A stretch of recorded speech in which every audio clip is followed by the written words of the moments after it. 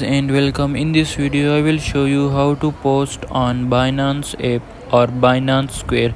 So without wasting any time, let's get started by going to the app store and in the search bar type Binance app. You will need to wait a bit, and here you can see the Binance app simply updated to the latest version so that you don't encounter any issues.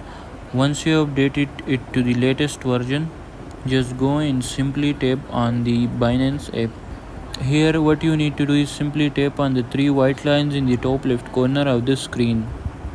Then what you need to do is simply tap on the square option, and here you can see the plus icon in the middle. Simply tap on it.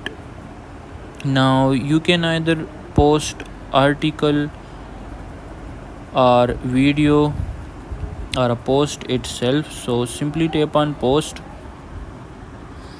and here you can just post on Binance Square.